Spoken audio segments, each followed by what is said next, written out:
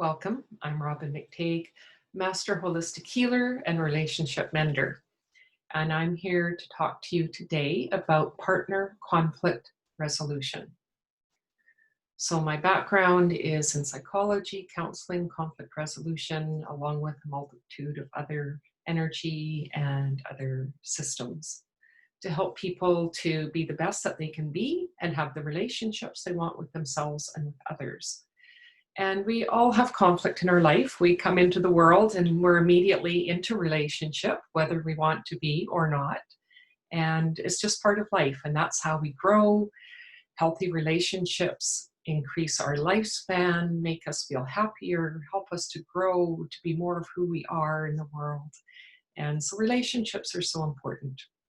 And especially with those that we love and have those intimate relationships with, those can be the most challenging of all because they bring up things from our own childhood and places where we feel hurt or disconnected, have our wounds. We work through these in our relationships. So we need some tools and new ways of looking at relationships in order to have the relationships that we do want. And I've come up with a 5-step process to help you with partner conflict resolution. It can be used in any area, though this is specific to people in committed relationships that want to deal with those problems that come up between us in a healthier way rather than the old ways that we learned in our family. Let's face it, people aren't put into a training course to be a parent. And what happens in times of stress, studies have shown that we revert back to how we reacted in our family of origin. And so those neural pathways in our brain, those patterns that we've created, are just so easy to fall back into unless we have something to replace it. And at the beginning, it can be very challenging because we're learning something new. So we need to start with that mindset of innocence and of the child of just, I'm learning, and be kind and gracious with ourselves and with others, and letting people know, I am doing something different than what I have done before. And I would really appreciate if you supported me in this. How can we work together to support each other? Are you interested in learning this as well? Coming from that place of this is important to me personally and to the relationship. I'm really committed to this relationship and I want it to be even better than it is. So when we can come from that place of connection and wanting the best, and not from that place of blame, shame, whatever it is that we can fall into. Yes, it's something by default when we're angry or hurt, whatever. So as long as we have the skills to say, yes, I apologize, and I wasn't at my best, can we work through this in a different way? And I really recommend that you do take some time and space in between so that you have some time to just re-regulate yourself. Our body goes into fight or flight, and we need to calm our system down. So whatever works for you. I mean, water's really good. Often, so much of our population is dehydrated, especially if you have caffeine in your system a lot. To keep you going, really 3 glasses of water to 1 cup of coffee. I don't even drink coffee anymore. That's my choice. I find it really affects me. And getting out for a walk, getting that movement, getting the hormones and different things in our body, the adrenaline moving through. Making sure you have some good protein, something that is helping you rather than sugars or something that is going to deplete your system. Because studies have shown that your immune system actually drops after sugar for quite a few hours. So number 1, and this is something I learned in conflict resolution many years ago, the saying was, be curious, all behavior makes sense. And the thing is, it does to that person who's doing whatever they're doing that you're maybe feeling irritated about. The thing is with our human mind is that we think other people think like us. And I believe it's a safety mechanism to feel part of the community, feel connected, to keep that relationship. And so it's a matter of realizing outside of when you're in the conflict is that we do have different ways of seeing the world.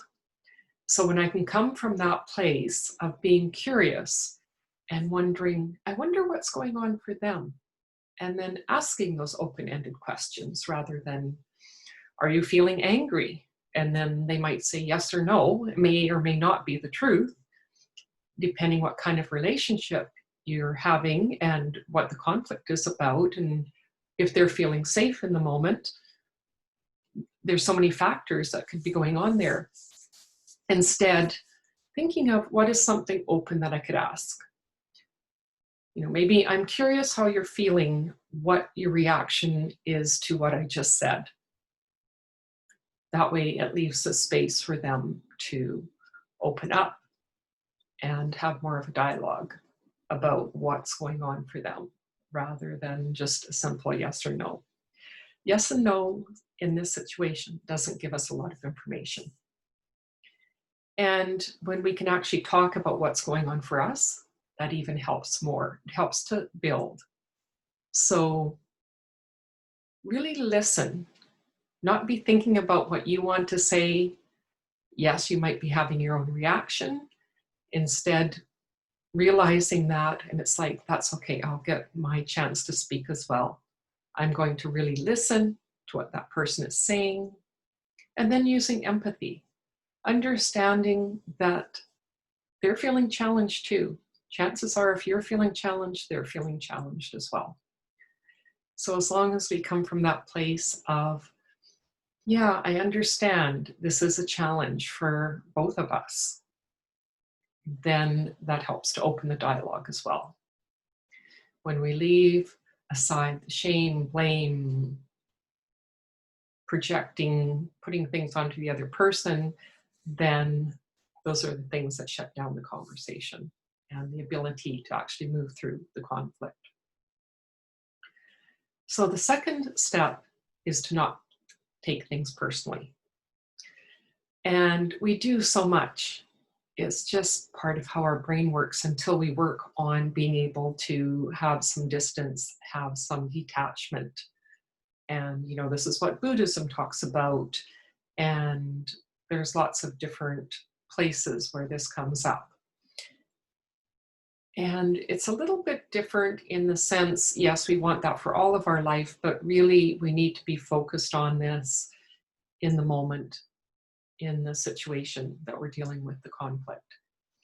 So if that person is angry, it may not be directed specifically at us. It could be that they've had a bad day and they're just generally angry, or they stuffed down a feeling like anger, like we see this displaced anger all the time in our society with the road rage and different things that happen.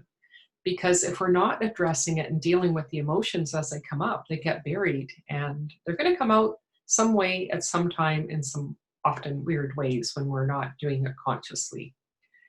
So let's be okay with differing opinions and not taking things so personally. It's not an attack on us. It is their opinion, their way of being, their way of thinking. And again, going back to all behavior makes sense, to them it does. Now, we may not agree, and that's okay. So having the space to be able to say what you want to say as well is important. And that may be a place where you hold the space for them and say, this is what I heard you say. This is something that I felt was directed at me. So this is where, if you do have that coming up, that you're taking it personally, bringing it out to see what is the intention, what is the purpose of that person saying that. maybe they might say, it's just I had a bad day at the office, or I'm really angry that this particular thing didn't work out for me. And gives them the realization that in order to have the relationship and the conversation, that they need to maybe be a bit more aware of what's going on and what they're talking about as well. So it sometimes can give the other person that aha moment of what's going on in the conversation and the relationship. So step 3 is about acknowledging our own part, that relationships take 2. It's never one way or the other. We may think that our solution, our idea, whatever it is the only way. Maybe we see it as the perfect solution. However, if the solution doesn't involve the other person and doesn't feel comfortable to them, then it's not really a solution, is it? Because if they're not buying into it, then you're not going to move forward together. So acknowledge places where maybe you said something a bit too harshly, maybe you hurt a feeling, maybe you weren't as kind as you would like to be, and just be honest, really, about what's going on. And so it helps me to think about, what can I do to actually shift the conversation? So if I'm doing something and it's like, I didn't really understand what you were saying there. Could you please tell me in a different way? Or this is what I did understand, but I'm not sure how it relates to what we're talking about. And so again, it opens up the conversation for more conversation to understand what's going on from the other person's perspective. So that's really important. Step 4 is choose happiness. So be willing to negotiate, to look at different opinions, to look at different ideas, really look at, is there only one right way? Does it have to be my way? Is there some compromise? Is there an interim thing that we can do to see if that works? Maybe our solutions seem very far apart. What if we did this one for a week and then that one for a week? Maybe then we come back to talk about it and say, oh, I like this from this one and this from this one. Let's create something new based on both of those. Another thing I like to do is look at, what are the pieces out of both of these that can work together that we could create something right now, so that we're both involved and it both feels like ours. So we both have ownership of it, and then we move forward together rather than keeping that separate and feeling like it's my solution and it's their solution. Instead, it's our solution. So there's that ownership together and a more holistic approach to what you want to accomplish together. Number 5 is fight fair. I know this can be challenging sometimes when you're in the heat of the moment.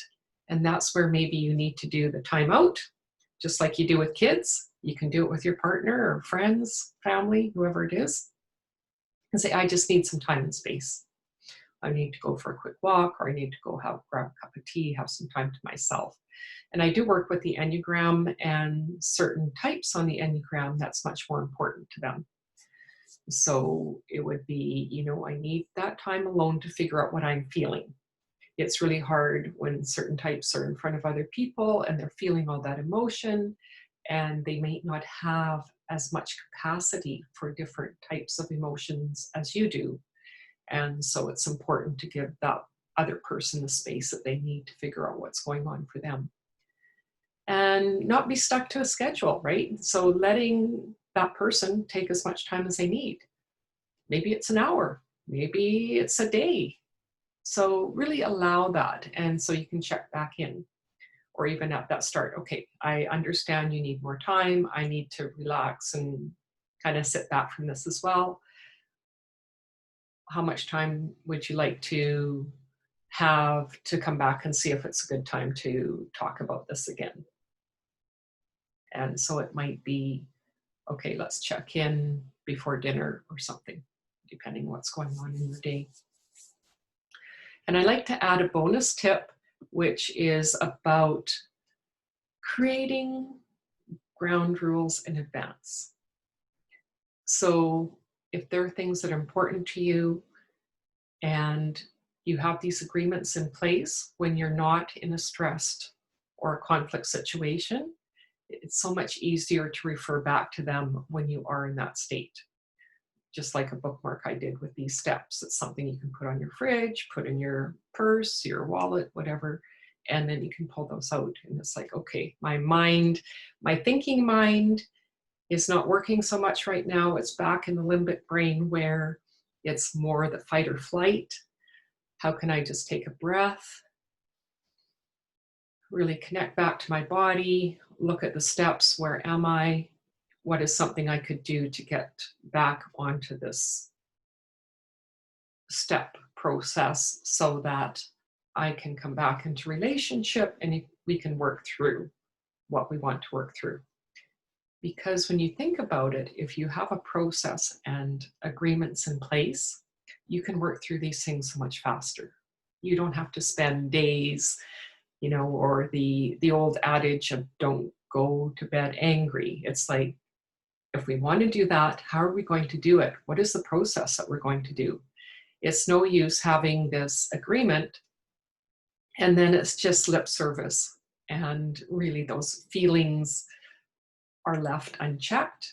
And then what happens is we build resentments and then we have the anger. And then this is where we end up sabotaging our relationships because those places where we're not honest with what's going on for us internally.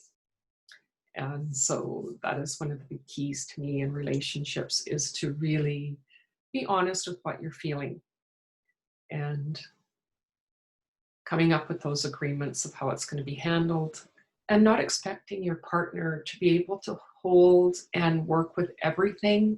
It may be that you do need someone outside of the home to talk to, and peer support so great, and a counselor, coach. If you have a spiritual community, church community, there can be places where we can have some relief outside of the relationship and not expect that person to be our all and everything. And that creates so much stress on a relationship. When we expect that person to be everything, every time, for everything. And it's just not possible. If you think about it in different parts of your life, and I even see that with people with their coaches now. And they have 7 coaches, right? They have a coach for this and that and the other thing. And I don't think you necessarily have to go to that extreme, but have some release and relief outside of the relationship. And sometimes that helps with perspective too. We can get stuck on things and not really clear how to move forward.